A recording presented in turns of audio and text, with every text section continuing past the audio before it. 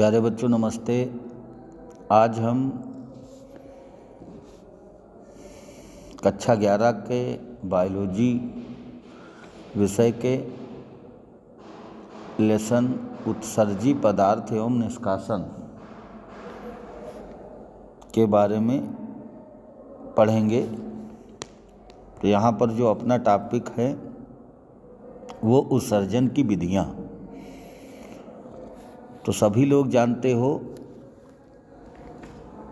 प्राणी उपापचयी या अत्यधिक अंतःग्रहण जैसी क्रियाओं के द्वारा अमोनिया, यूरिया, यूरिक अम्ल, कार्बन डाइऑक्साइड, जल और बहुत से आयन जैसे sodium ion, potassium ion, chlorine, phosphate, sulphate आदि का संचय करते हैं।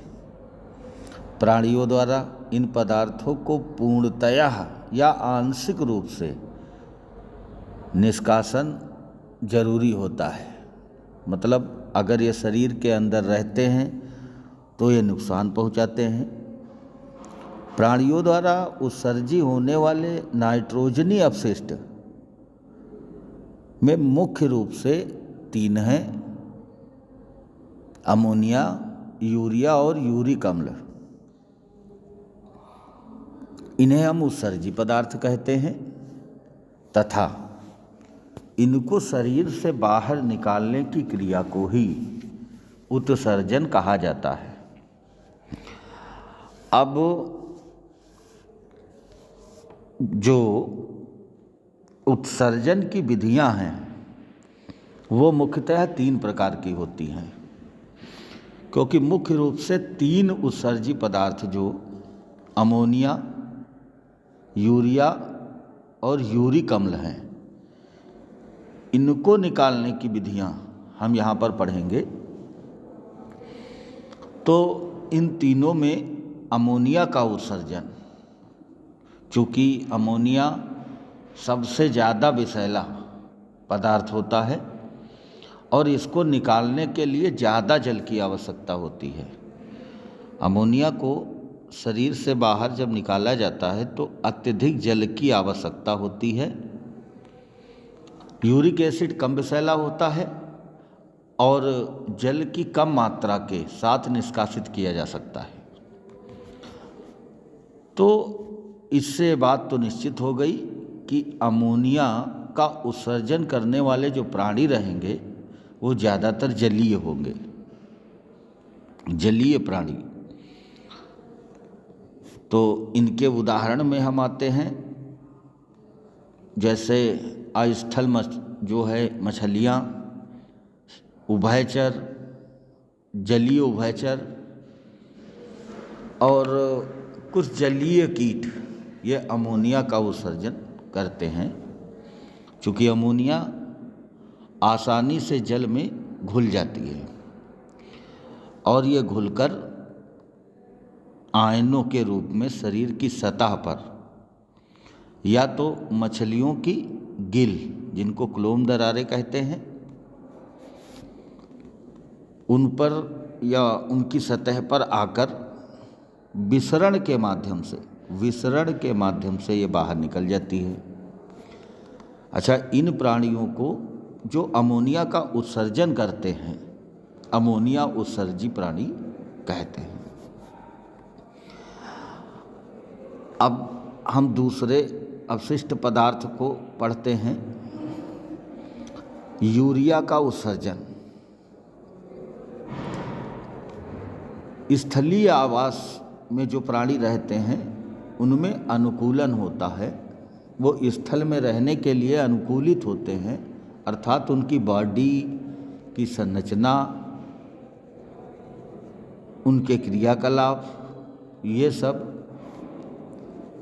जल में रहने के लिए अनुकूलित नहीं होते हैं, वे स्थल में रहने के लिए अनुकूलित होते हैं।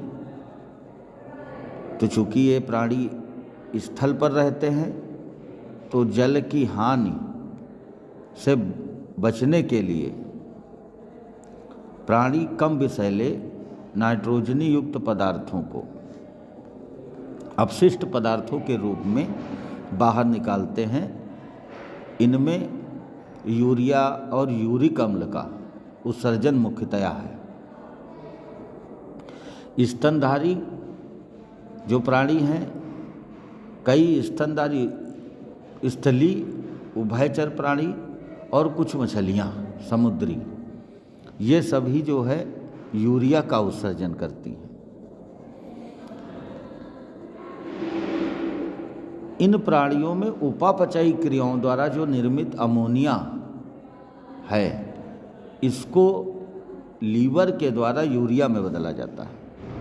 क्योंकि अमोनिया का तो निर्माण होगा, अमोनिया मेन उत्सर्जी पदार्थ है, तो हमारी लीवर की सेल्स क्या करेंगी, अमोनिया का उत्सर्जन करेंगी और फिर उसको यूरिया में ट्रांसफ़र कर देती हैं। और जिसको किडनी जो है फिल्ट्रेशन करने के बाद उसको जो है पृथक कर देती है। कुछ प्राणी ऐसे हैं जैसे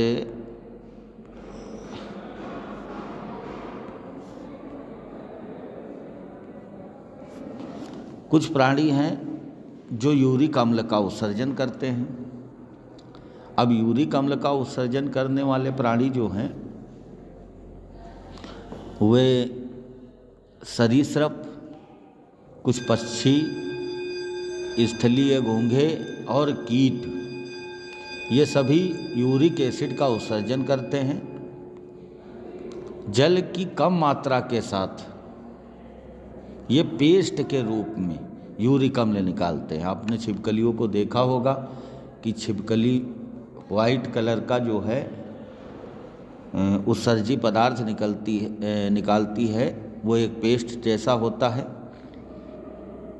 तो यूरिक अम्ल का उत्सर्जन ऐसे प्राणी करते हैं जो जल की मात्रा को कम लेते हैं। तो इनमें सरीसृप, पक्षी, घोंघे और कीट मुख्य हैं।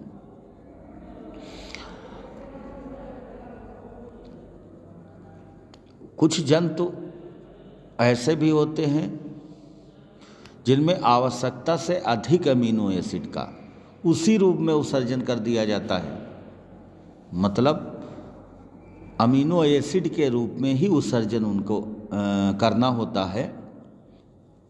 अगर इस विधि को कहा जाए तो ये विधि एमिनोटेलिज्म कहलाती है। मतलब अमीनोटेलिज्म एक ऐसा प्रोसेस है जिसमें अमोनिया को उसी के रूप में उत्सर्जन कर दिया जाता है। इसमें इकाइनोडर्मेटा के सदस्य सीपी, घोंघा इत्यादि रहते हैं। अच्छा, प्राणियों में उत्सर्जन के लिए उत्सर्जी अंग पाए जाते हैं। वो विभिन्न प्रकार के होते हैं। जैसे हम कह सकते हैं कि ज्वाला कोशिकाएं, ये प्लेटीहेलमिन्थस में पाई जाती हैं, चपटे कृमि वाले प्राणियों में पाई जाती हैं। रोफिटर ये एनलिड्स में पाए जाते हैं। और सिफेलोकार्डेट्स जिसमें एम्फिऑक्सिस होता है, एम्फिऑक्सस के उत्सर्जी अंग के रूप में जो है ये ज्वाला कोशिकाएं होती हैं। और जो ये ज्वाला कोशिकाएं हैं ये प्राथमिक रूप से आयनों व द्रव के आयतन नियमन की क्रिया के द्वारा, परासरण नियमन द्वारा ये जो है उत्सर्जन करते हैं। तो इस तरीके से उत्सर्जन की ये विधियाँ हुई। अगर हम बात कर लेते हैं केचुआ व अन्य एनेलिड्स के प्राणी, इनमें जो है नेफ्रीडिया पाए जाते हैं। और ये नेफ्रीडिया जो है इनके उत्सर्जी अंग होते हैं। नेफ्रीडिया नाइट्रोजनी युक्त जो है अपशिष्ट पदार्थों का उत्सर्जन करते हैं और द्रव्य व आयनों के बीच में संतुलन को बनाए रखते हैं। तिलचट्टे की बात कर लेते हैं तो तिलचट्टा अधिकांश कीटों में, तिलचट्टा सहित बहुत से ऐसे कीट हैं जिसमें उत्सर्जी अंगों के रूप में मैलपिघीय नलिकाएं पाई जाती हैं, और मैलपिघीय नलिकाएं जो हैं ये अपशिष्ट पदार्थों का श्रावण करती हैं।